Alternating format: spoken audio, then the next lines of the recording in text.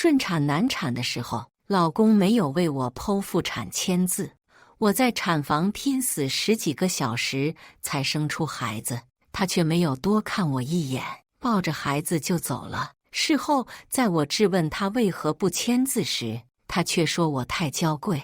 但让我没想到的是，转头我就看见细心护着一个年轻女人。大家好，开始今天的分享之前，希望你能给人间烟火点个订阅，我将会分享更多优质的内容。产妇的家属在哪里？顺转剖需要家属签字的，伴随着身体的剧痛。混乱之中，我听见旁边的护士这么问。距离我进入产房已经过去了1个多小时，但孩子无论如何都没有要降生的迹象。再加上在生产之前，大夫就已经发现了胎位不正，这一胎有难产的风险。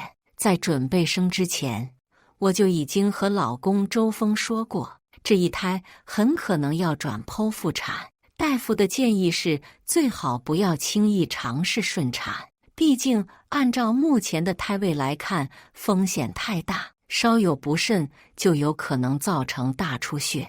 但当时周峰却直截了当地拒绝了我，哪有这么吓人？你别听他们的，他们就是来骗钱的，你先生着，回头万一不行，我给你签字。然而我真的进了产房之后，如今面临这种局面，周峰却反而不见踪影了。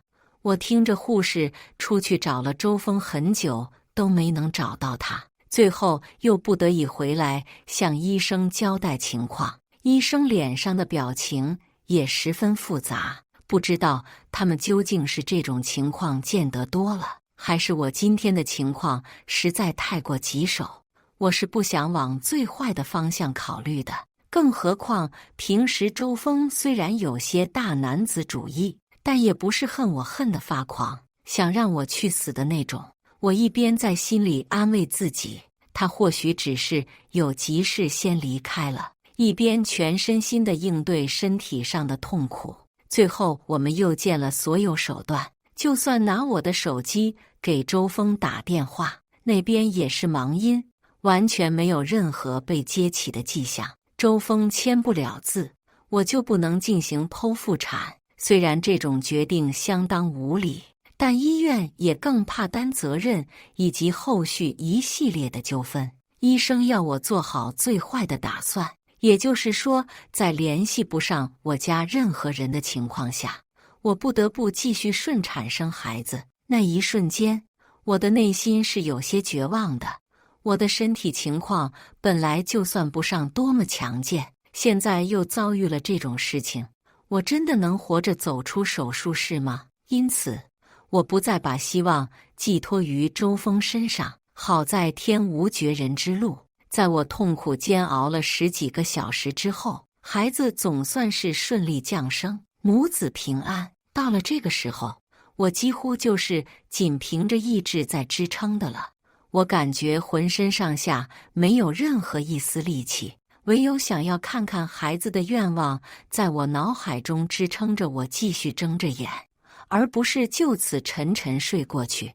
我被转回了普通病房，然而不等抱着孩子的护士把孩子递到我的枕边，就有另一个人更快一步从他手中夺过了孩子。我顿时精神一振，天生的母性本能在提醒我保护孩子。我抬起眼朝那人看过去，发现他不是别人，正是周峰无疑。孩子骤然被抢走，护士也愣了一下，紧接着他像是认出了周峰一样，对他怒目而视。你是孩子的父亲？周峰漫不经心地点了点头，敷衍道：我不是孩子的父亲，还有谁是孩子父亲？我都站在这里了，你说呢？听到他这么说话，但凡是一个了解了事情经过的正常人都会感觉心生不满，但碍于职业要求，护士还是强压着愤怒点了点头。刚才找你人也找不到，真是不知道你跑去哪里了。还有什么事情能比自己妻子生孩子还重要？算了，你好好照顾孕妇。令所有人都没想到的是，护士的话还没说完，周峰就已经抱着孩子大步走出了病房，徒留我们2个人愣在当场。护士愣了2秒钟，随即立刻从门口追了出去。可是注定令我们都失望的是，周峰的身影早就已经消失在走廊里，不知道钻到哪里去了。回来的时候，他的表情有些尴尬，又有些愤怒。你老公这是怎么回事？说完，他才察觉到自己有些失言了，立刻捂住了嘴，但表情仍旧是一副气鼓鼓的样子。可是这个问题我自己尚不能找到答案，又何能给其他人答案呢？好不容易打发走了护士后，我立刻掏出手机给周峰打了个电话。好在这次没有像在产房的那一次，他很快就接通了电话。你去哪里了？电话接通之后，我立刻质问他，你不是答应我一直要等我生产结束吗？怎么我生孩子生到一半你就消失了？你知不知道没有你签字，我差点死在产房里。我的话刚说到一半，就被周峰非常不耐烦地打断了。你以为我像你一样，什么时候都待在家里吗？我是有工作的，不像你一样闲。孩子我抱给我爸妈了，你赶紧从医院里出来，别再在里面浪费钱了。我没想到他给我的回答竟然是这样子的。怀孕期间，他对我不能算是100%顺，但也算是有求必应，并且态度也非常的好。但为什么在我生下孩子之后，他突然换了一副嘴脸？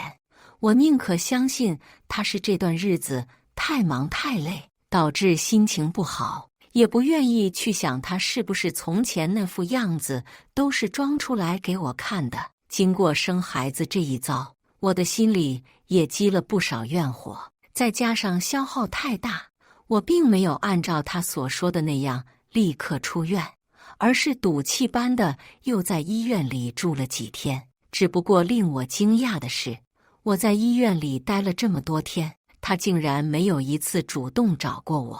正当我考虑着要不要再续几天住院费的时候，我突然发现我银行卡上的钱竟然全都不翼而飞了，只剩下了个零头。这张卡只有我和周峰知道密码，我没有花钱，当然就是他把钱全都转走了。我立刻想去质问他，但却发现他的微信头像不知何时换了。即使现在我已经不是什么20多岁的小姑娘，但我也能一眼就看出这分明是个情侣头像的一半。这究竟是怎么一回事？第3章怀疑。我想去质问周峰，可是他却没有再接我的电话。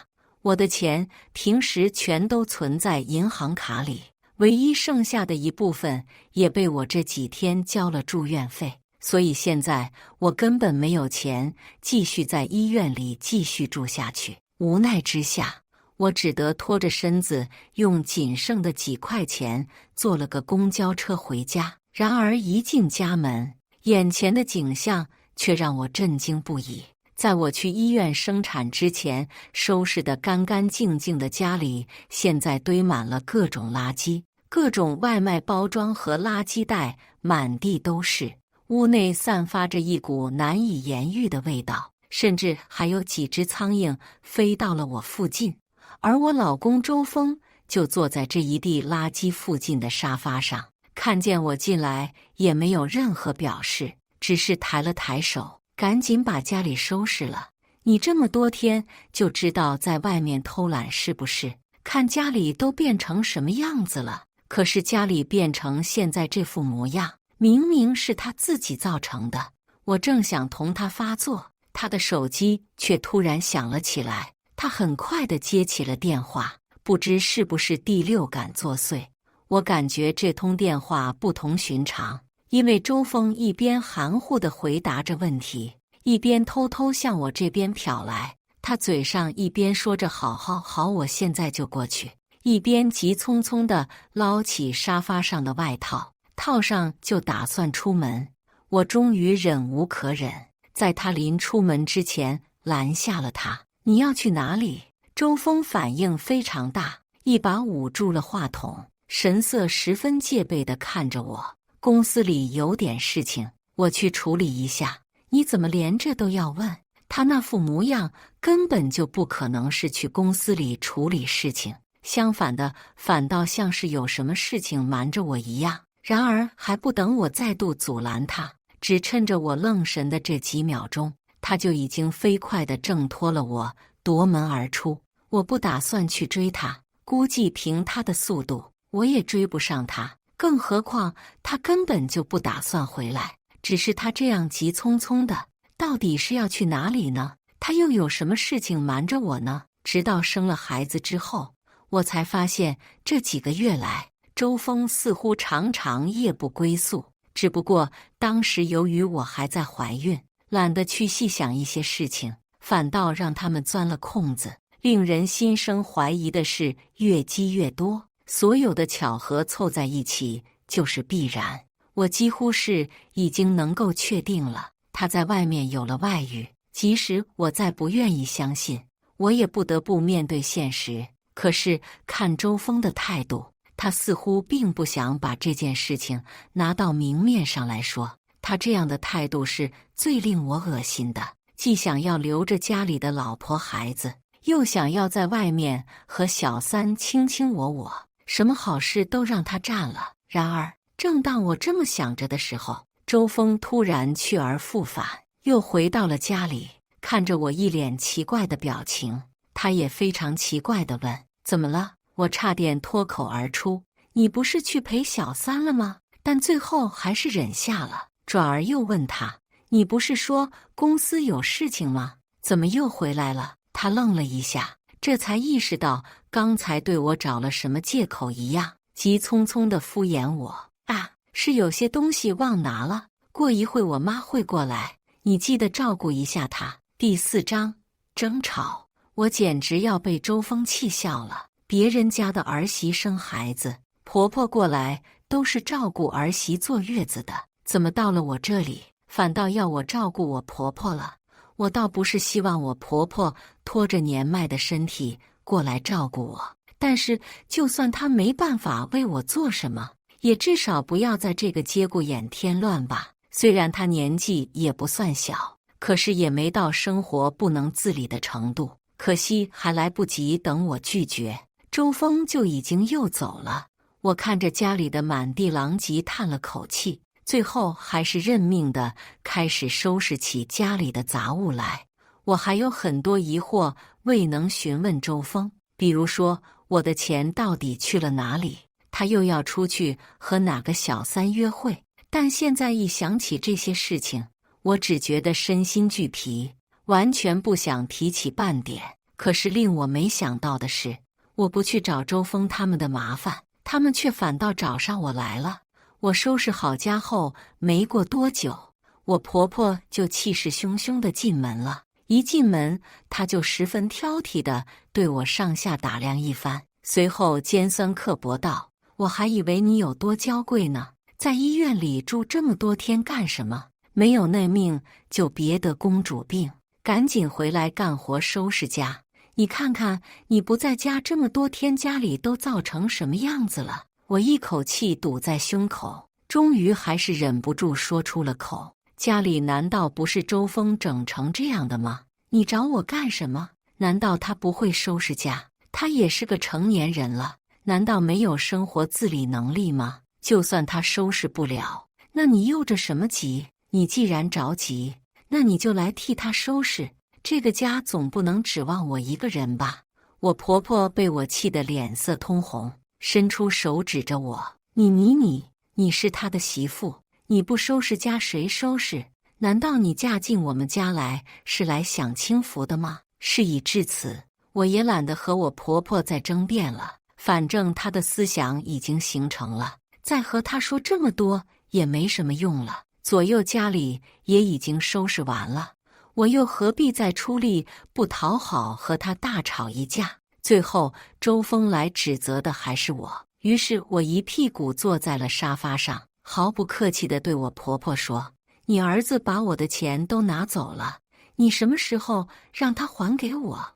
我婆婆一听这话题就来劲了，立刻叉着腰道：“什么你的钱？那是我儿子辛辛苦苦赚来的钱，你还好意思说是你的？还有脸继续住在那里享清福？是我让他拿的，怎么了？你冲着我来呀？”我婆婆这番话倒是让我吃了一惊，难道这钱不是周峰自作主张偷偷拿走给他那小三花的，而是我婆婆让周峰拿走的？虽说我们婆媳关系不和，但也没到反目成仇的地步。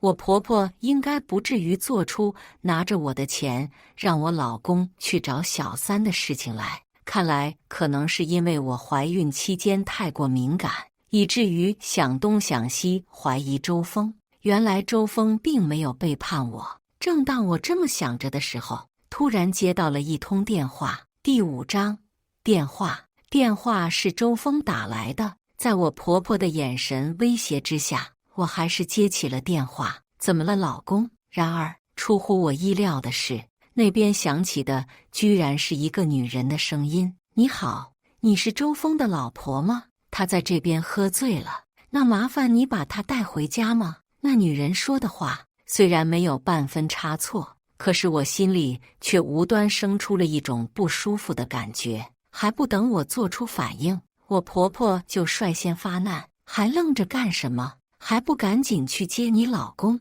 我听她这么说话，我心里就一阵烦躁。她自己是没有手，还是没有腿，还是没有脑子，还是没人？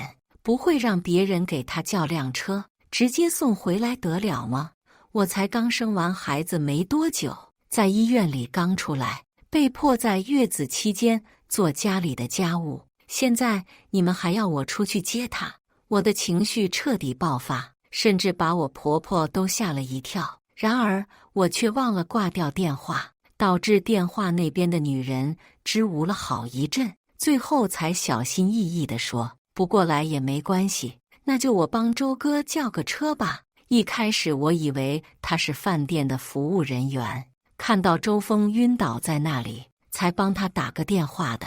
可是没想到他叫周哥的口气如此亲近熟练，想必平时和周峰接触也不少。我立刻又警觉了起来。不过这一次我好不容易控制住了自己的情绪，并没有随时随地发疯。我婆婆看我这副样子，也是不愿意在家里久待，不知道嘴里嘀咕着什么，就出门去了。行，那就麻烦你了，赶紧让他尽快回来吧。最后我这么说道。不过我额外留了个心眼。那对面那女人答应之后，我假装十分感激地对她道：“真是太谢谢你了，你看我这在家还坐着月子呢，实在是没办法出去接她。这周峰也真是的，一点也不知道给家里省心。这样吧，美女，你看你方便加我个微信吗？我把打车费转给你，不能让你自己贴钱。”对面的女人回答我，回答得很快：“不用了，大家都是自己人，有什么好转来转去的？”这句话立刻让我意识到了不对劲。什么叫做大家都是自己人？我和周峰是一家的，我们两个才算是自己人，他来凑什么热闹呢？他有什么身份来插入到我们两个的家庭之中？或许是意识到自己说错了话，那女人立刻改口道：“你别误会，我和周哥是同事，这段时间他一直挺照顾我，我非常感谢他。我们老板总说同事都是一家人，所以我忘记改口了，对不起啊，嫂子。”他这副解释并没能让我打消怀疑，但既然他都这么说了，我也不好再就着这件事情不放，只能暂且应付过去。现在的当务之急还得是先让周峰赶紧回来，我好质问一下他究竟是怎么一回事。第6章指责。好在那女人并没耍我服了，没过多久，周峰就回来了。他一身酒气，一进门就往沙发上一躺，把鞋子随便一蹬，我刚扫好的地又被他弄得乱七八糟。一时间我也是怒上心头。你能不能把自己收拾干净了再进来？你这样子真是恶心死了。周峰并没有醉得不省人事，毕竟他还能自己回到家里来。听到我这么说，他一下子就发起火来。老子一天天在外面工作，不就是为了养活你吗？现在回到家还要被你挑三拣四，看不惯就赶紧滚。我是很反感他说这种话的，就好像他自己打工赚来的钱，绝大部分都花到了我身上，而不是他自己身上的一样。况且我也是在到了孕晚期之后，才从公司辞职在家代孕的，并不存在什么每天都在家里偷懒做全职主妇的情况。时间统共算下来也不过1个多月，可是也就是这短短的1个月，就让周峰委屈到如此地步，甚至不惜这么攻击我。我越生气，脑袋里就越冷静，于是我试探性地对他道：既然你也看不上我，那你赶紧滚吧，去找你外面的温柔乡算了。如果是平时的周峰，肯定不会就如此上钩，可惜他现在喝醉了，连东南西北都分不清，更别提分辨我话里的陷阱。他站起身，愤怒地把外套往沙发上一甩，指着我的鼻子大喊：你以为老子很喜欢回来吗？我告诉你，现在看到你这张脸，我都觉得恶心。你赶不上小丽半点，起码人家知道关心人还会出去工作，哪怕我把家里弄乱了，他下了班也会回来收拾你。再看看你自己，你有什么用？一天到晚娇贵的要死。他像是觉得仍旧不解气一样，话依旧竹筒倒豆子似的往外蹦。我告诉你，我就是看不惯你这副样子，我才不给你剖腹产签字的。你这不是也把孩子好好的生下来了吗？在那装什么呢？医院那些黑心医生就是来骗钱的，不然人人都去顺产，他们从哪里赚钱？谁愿意平白在肚子上割个口子？骗你这种胆子小娇贵的还真信了，这不是也好好的吗？他每说一句话，我就觉得我的怒火更甚一分。他在这言之凿凿的，根本不知道我在产房里受了多大的苦，冒了多大的风险，才生下了这个孩子。更何况在我生下孩子之后，他还直接就把孩子抱走，抱到他妈那里去了。我至今都没见过孩子几眼，他这样倒是让我觉得我对于他来说只是一个生育工具，用完就可以丢掉的那种。如果他之前真的只是因为公司忙，没来得及在医院陪着我，那我也不是不可以原谅他。可是他分明就是在故意躲着我，他眼睁睁地看着我在医院痛苦煎熬那么久才生下孩子，却仍旧无动于衷，甚至还反过来指责我。我觉得我再也忍不了了。第7章关系。我抽起沙发上的抱枕，直接砸到他头上，等抱枕落到地上，又重复捡起来，使劲往他身上砸，同时把手边能看到的所有东西都朝他身上扔过去。滚！你给我滚出去！你不是在外面有人了吗？那你就滚去他那里去睡，别在我面前恶心我。你话说得轻巧，你知不知道我在鬼门关上走了多少遭才生下这个孩子？你倒是省事了，直接把孩子抱走就算完事了。我让你给我签个字也不签，能多花你多少钱？我自己留下的工资难道还不够吗？突然说到了这个话题，我又想起了我那笔钱。你简直是个畜生，周峰！你甚至还把我的钱全都转走，就是为了逼我从医院里出来是吧？我要是落下了什么病根，我这辈子都不会原谅你。周峰向来是有一些大男子主义的，大概是被我打了之后，觉得脸上挂不住，于是怒气冲冲地把地上那堆杂物一踢，陶瓷的碎片四散。他也没有再回头一次，而是径直走出了家门。你别给我后悔。最后他只给我留下了这样的一句话：和他在一起多年，我当然知道他这句话指的是让我别为了他离开这件事而后悔，可是我从来就不会去挽留一些注定留不住的东西，因此也并不会因为赶走他而后悔。我唯一后悔的只是当年眼瞎选择了和他在一起，从此这么多年就一头栽进了火坑里，再也走不出来。好在我发现的不算是太晚，没等我完全丧失养活自己的能力的时候，才发现他竟然是这样一个人。我还有能够及时抽身的资本。